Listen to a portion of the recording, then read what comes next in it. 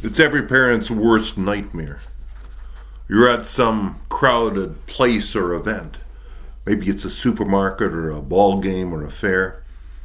You look around for the child you thought was right next to you, but you can't find them. You look again, this time with a hint of panic. Still nothing there. You ask bystanders if they have seen your little one.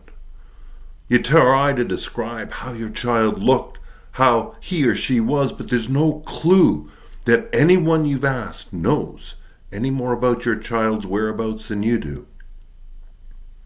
You look for the nearest authority. With your heart in your throat, you tell of your missing child. And then you're taken to the loudspeaker where a person announces that little so-and-so should come to the main gate and meet your parents right away. Minutes pass. They turn into hours and still nothing. You chastise yourself for not being more alert, more responsible, more attentive to the single most important responsibility you have as a parent, the safety of your child. The thought of never seeing your child again is pushed forcefully out of your mind. That is, until you get to the police station, when you see photo after photo of missing children lining the bulletin board of the missing person's office. They all look like the ones you've seen for years on the side of a milk carton or the rear panel of a bus. The petrifying reality begins to set in, and cruel images from the imagination of your heart torments the little hope that you have. These growing up years are called the age of discovery. Those years which are bound by the rights of childhood and teenage discoveries. Those years in which the image of a missing child becomes so shattering and penetrating to the people who care for them. The greatest fears of the parent become a dark mirror to the greatest dreams of the parent. This tiny bundle, totally dependent on us, grows up, breaks that dependency they had with their parents, and then stands on their own 2 feet, begin making their own decisions, thinking independently, and one day they leave you behind to lead their own lives. This age is not clearly defined in our society, the closest rite of passage being perhaps obtaining a driver's license, perhaps exercising the right to vote.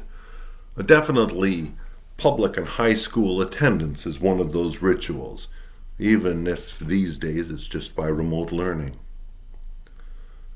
To love means to hold on and then to let go. And to be loved is the foundation of life for all of us. To be loved is the foundation of all faith. To be loved introduces us to our spiritual selves. It introduces us to God, however you choose to spell that name. All the questions of faith and life are intimately wound up in this age of discovery. I have my whole life stretching before me. What a tremendous discovery and reality that you have. Who will I be? How will I live? What shall my life be like? This is the age of discovery. These are the years during which this little bundle of helpless flesh grows into that high school graduate who comes walking in your door. It's a tremendous time of self-discovery. It's a tremendous time of discovering about this world. It's a tremendous time about discovering what life is like. The journey to discover the meaning, the purpose, the richness of life is underway. The newborn is separated from the warm fluid of the mother's womb. The umbilical cord is severed. The child is welcomed into an expanded world of sights and sounds and smiles and smells. There are new sensations of warm and cold, of arms that hold so tight, and clothes of many colors and textures. Each moment in the first months and years of life are filled with times of discovery. And for the parents, what a transition! In the beginning, the bonds are so close, they are like an extension of the child. This wonderful, precious life does not come into our lives without challenge. We adapt ourselves to all kinds of changes, from daily schedules to eating and sleeping habits. Sometimes we're called to give beyond what we think we're capable of giving. At other times, we have nothing more to give. As the years go by, the bonds are slowly severed. Letting go is a little slower than the child or your teenage son or daughter would like, but this letting go is much faster than parents think to be proper. In all of these changes, there's a sacred yes which parents say to their children, which birth says to life, which God says to the world. All of it voiced in the actions of loving people, parenting and nurturing a child. Call it grace, call it gift, name it special. It is a deep sense of knowing that we belong to one another, that we are a family, and that ultimately we belong to God. From this early reality, all of life unfolds. The child grows up into a world which may be warm and wonderful, surrounded by securities and protections that they are not even aware of. Or perhaps they may live in a harsher reality. Their homes might break apart. Their sweet sleep might become the cry of pain. Yet each day these children grow. Each year they grow. And out of all of these experiences, the nucleus of who God meant them to be comes into existence. Oh, we would like to protect our children during these years from the harsher realities of life. We would hope that they learn from our experiences so they don't need to repeat them. Of course, they don't learn from our experiences. They have to live their own lives and take all the lumps and bruises that come along with doing that. You cannot teach a child to take care of themselves unless you will let them try to take care of themselves. They will make mistakes, and out of these mistakes will come wisdom. Sometimes the price for wisdom is a hard price to pay. There's a fable shared within the First Nations of South Dakota. It was originally told in a presentation about the danger of drug use. It goes like this. Years ago, Indian youth would go away in solitude to prepare for manhood. One such youth hiked into a beautiful valley, green with trees, bright with flowers, and there he fasted. On the third day, as he looked up at the surrounding mountains, he noticed one tall, rugged peak, capped with dazzling snow. I'll test myself against that mountain, he thought. He put on his buffalo hide shirt, threw his blanket over his shoulder, and set off to climb the peak. When he reached the top, he stood on the rim of the world. He could see forever, and his heart swelled with pride. And then he heard a rustle at his feet, and looking down, he saw a snake. Before he could move, the snake spoke. "I'm about to die," said the snake. "It's too cold for me up here, and I'm freezing. There's no food, and I'm starving. Put me under your shirt and take me down to the valley." "No," said the youth, "I know your kind. You're a rattlesnake. If I pick you up, you will bite me, and your bite will kill me." "Not so," said the snake. "I'll treat you differently. If you do this for me, you will be special. I will not harm you." The youth resisted for a while, but this was a very persuasive snake with beautiful markings. At last, the youth tucked it under his shirt and carried it down to the valley, and there he laid it gently on the grass. Suddenly the snake coiled, rattled, and leapt, biting the boy in the leg. "But you promised," cried the youth. "You know what I was when you picked me up," said the snake as it slithered away, leaving the boy to die. The story came with this commentary. Wherever I go, I tell that story. I tell it especially to the young people of this nation who might be tempted by drugs. I want them to remember the words of the snake. You knew what I was when you picked me up.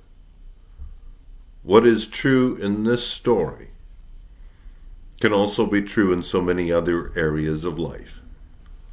Life often must be experienced, but be careful.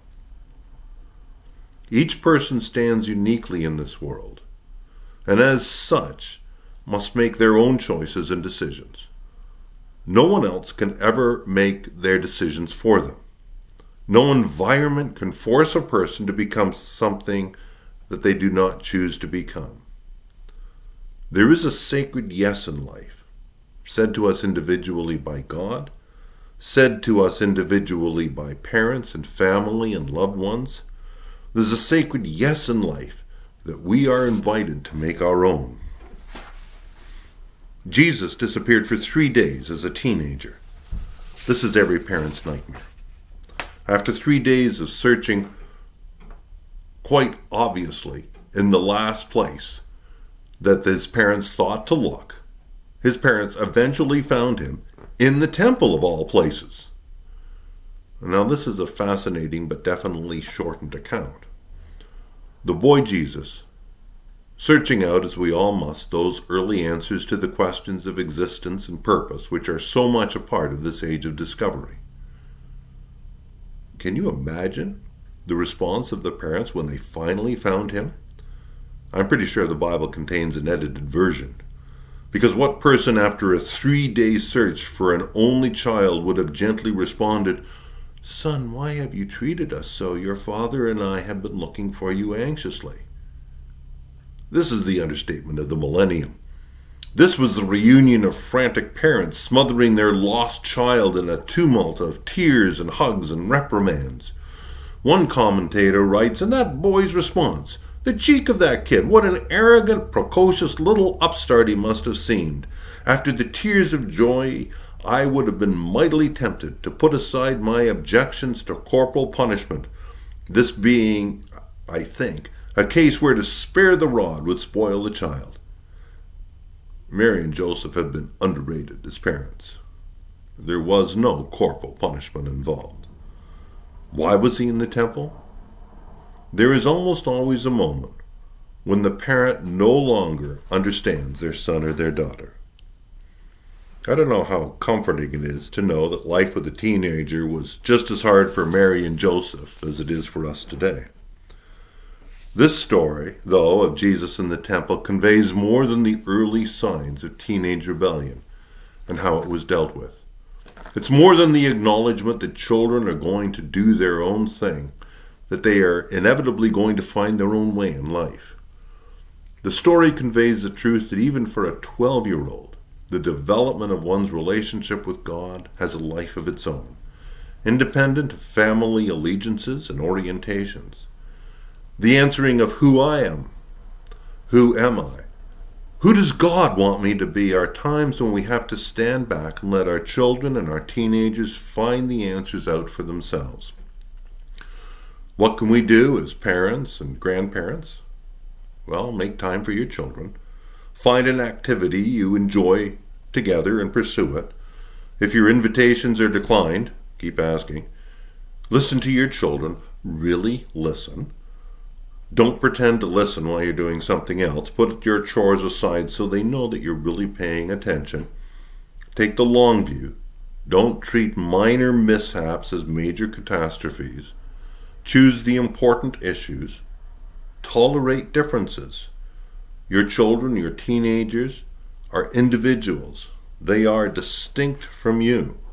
But this doesn't mean you shouldn't state your opinion if you disagree with them. Respect your teenagers' privacy. But if their behavior is worrying, speak up. There is a sacred yes to life that empowers us spiritually. It's this yes which God says to each of us, that parents say to their children, which the child, the teen, the young person must say to life. This is the age of discovery.